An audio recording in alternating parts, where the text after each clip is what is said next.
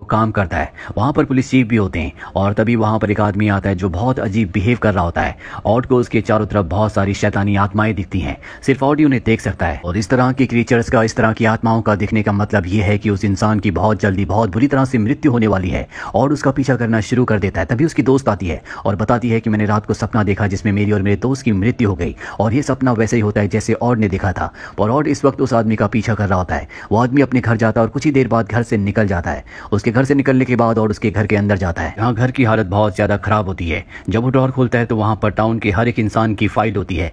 Calendar पर भी हर एक तारीख पर कुछ ना कुछ लिखा होता है, लेकिन उस कैलेंडर में 15 तारीख का पेज फटा हुआ होता है, जिससे समझ जाता है कि 15 तारीख को कुछ ना कुछ होने वाला है। तभी उसे सामने एक दरवाजा दिखता है जहाँ से उसे अजीब सी आवाजें आती हैं। जब वो उस दरवाजे के अंदर जाता है तो वहाँ पर बहुत सारे पक्षी कैद होते हैं। वहाँ पर एक आउल भी होता है और तभी दीवार पर एक होल होना शुरू हो जाता है। उसके अंदर ऑड अपना हाथ डालता है और वो होल बहुत बड़ा हो जाता है जिसके अंदर वो फंस जाता है। दरअसल ये नर का यानी कि हेल का रास्ता है जहाँ से बहुत सारी हेल की आत्माएं हमारी दुनिया में आना शुरू हो जाती है। और किसी तरह से यहाँ से भागकर सीधा पुलिस चीफ के पास जाता है और उस आदमी की फाइल देता है जिसके घर वो गया था। दरअसल उसका नाम वो फंगस रखता है। पुलिस चीफ को ऑड पर विश्वास होता है क्योंकि ऑड की मदद से उन्होंने बहुत सारे केसेस को सॉल्व किया था।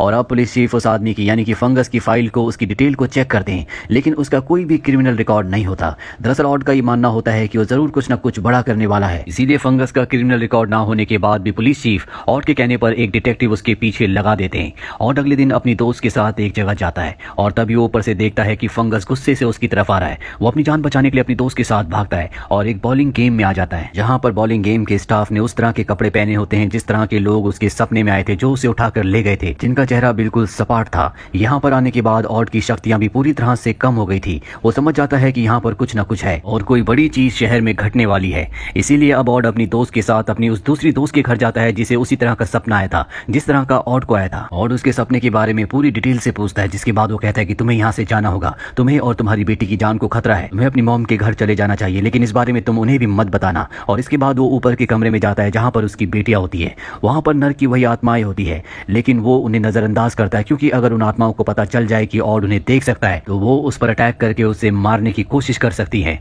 और अब ऑड अपनी दोस्त के साथ यहाँ से निकल जाता है और जब ये रास्ते में होते हैं तभी एक लड़की चीखती हुई इनकी तरफ आती है। दरअसल ये उसी डिटेक्टिव की दोस्त है जिस डिटेक्टिव को पुलिस चीफ ने फंगस पर नजर रखने के लिए कहा था। इसके पीछे डॉग्स होते हैं जो इसे मारना चाहते हैं और तभी लड़की को बचाने के लिए कोई डॉग्स पर गोली चलाता है, लेकिन गोली लड़की को लग जाती है जिससे उसकी मृत्यु हो जाती है। और अब यहाँ पर पुलिस आती है, जिसके बाद इन्हें पता चलता है कि किसी ने इस लड़की को अगवा किया था। पुलिस चीफ भी यहाँ पर आते हैं और उन्हें बताता है कि जो डॉग्स इसका पीछा कर रहे थे वैसे ही डॉग्स को मैंने फंगस के घर पर देखा था, यानी कि अब पूरा का पूरा शक फंगस के ऊपर जाता है। पुलिस चीफ और उसकी दोस्त को घर जाने के लिए कहते हैं और वहां से निकलने से पहले पुलिस चीफ को एक बड़ा लॉकेट देता और कहता है कि आप इसे हमेशा पहन कर रखना। इसके बाद वो अपनी दोस्त को घर छोड़कर वापस अपने घर आ जाता है, जहाँ उसे कमरे में एक रिवॉल्वर दिखती है, साथ ही बाथटब में फंगस की बॉडी होती है, यानी कि उसकी मृत्यु हो चुकी है, उसे किसी ने मार दिया। इस बारे में पुलिस को नहीं पता था। उसे लगता है कि फंगस को उन लोगों ने मारा है जो कल शहर में कुछ बड़ा करने वाले हैं, क्योंकि कल 15 तारीख होती है। इसीलिए वो उसकी बॉडी को एक मिल में रखकर शहर की तरफ वापस आता है, जहां पर उसे हर जगह नर्क की यानी कि हेल की आत्माएं दिखती है।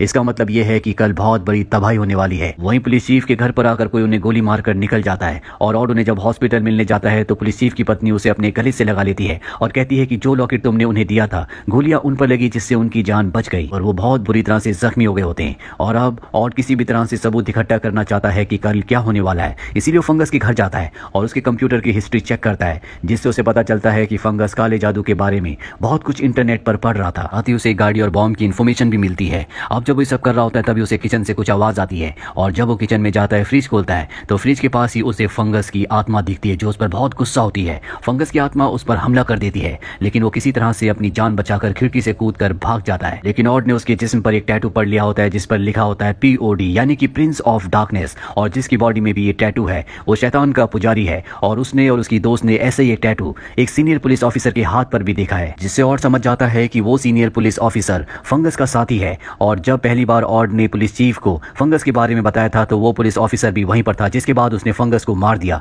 ताकि इनके प्लान को कोई भी रोक ना सके। दरअसल इनका प्लान ये होता है कि फंगस के घर से ये नर्क का यानी कि हेल का दरवाजा खोलना चाहते हैं, जहां से बहुत सारी शैतानी ताकतें हमारी दुनिया में आ जाएंगी। अब अगली सुबह ऑड अपनी दोस्त के पास जाता और कहता है कि तुम शहर छोड़कर चली जाओ, क्योंकि आज 15 तारीख है, लेकिन वो मना कर देती है। वो कहती है कि अगर तुम इस शहर में रहोगे तो मैं भी यहीं रहूंगी।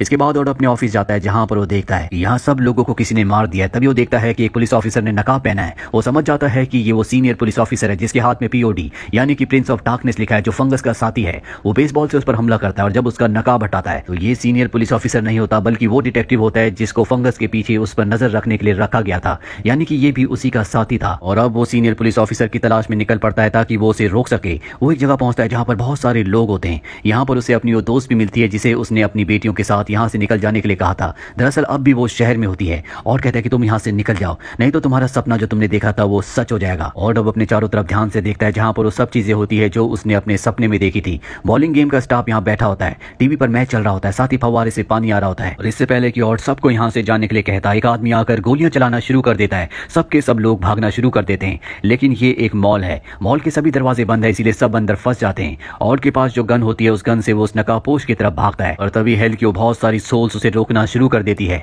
दरअसल इन सोल्स को शुरू से पता था कि ऑड इन्हें देख सकता है। जानबूझकर वो फंगस के चारों तरफ थी, क्योंकि अगर वो पूरे शहर के लोगों के चारों तरफ रहती तो उसे पता चल जाता कि सबकी मृत्यु होने वाली है और वो उन्हें रोकने के लिए कुछ ना कुछ करता। अब ऑड लगातार उस आदमी की तरफ बढ़ रहा होता है जो गोलियां चला रहा होता है और किसी तरह से वो उसे मार देता है। उसे लगता है कि उसने सीनियर पुलिस ऑफिसर को मार दिया, पर जब वो उसका नकाब हटाता है तो देखता है कि ये वो आदमी है जिसने लड़की को बचाने के लिए डॉग्स के ऊपर गोली चलाई थी, लेकिन वो गोली लड़की को लग गई थी, यानी कि इसने जानबूझकर उस लड़की को मारा था। यानी कि ये भी POD Prince of darkness group का हिस्सा है। ये 3 नहीं बल्कि 4 हैं। और को पूरा यकीन हो चुका है कि यहाँ पर बहुत बड़ी तबाही होने वाली है। तभी उस लड़की की आत्मा आती है जिसके पीछे डॉग्स पड़े थे और वो ऑड को एक तरफ इशारा करती है। और जब उस तरफ जाता है तो वहां पर एक गाड़ी होती है जिसके अंदर बहुत सारे बॉम्ब्स हैं, यानी कि इन बॉम्ब्स को ब्लास्ट करके यहाँ पर सबको मारने का प्लान बनाया गया है। इस बॉम्ब में टाइमर लगा होता है और इस वक्त मॉल में शहर के आधे लोग होते हैं क्योंकि ये वीकेंड का टाइम है। और अब ऑड किसी भी तरह से इस वैन को यहाँ से ले जाना चाहता है। ऑड के इस प्लान को यहाँ पर एक हेल की सोल जो कि एक बुरी आत्मा है वो सुन लेती है।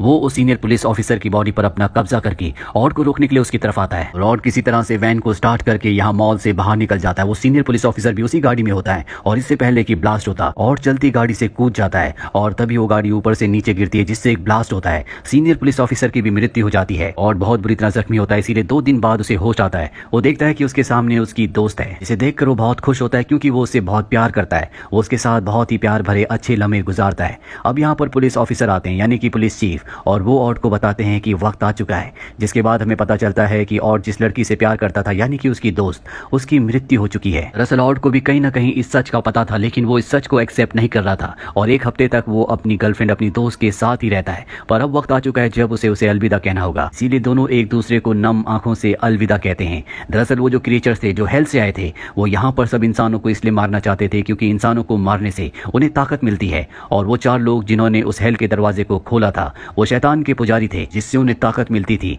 लेकिन उनका दिमाग पूरी तरह से इविल हो चुका था जो अपने कंट्रोल में नहीं था। इसीलिए वो शैतान के मुताबिक काम करते थे। लेकिन और जो कि एक अच्छी आत्मा थी जिसके अंदर साइकिक पावर थी, उसकी वजह से सबकी जान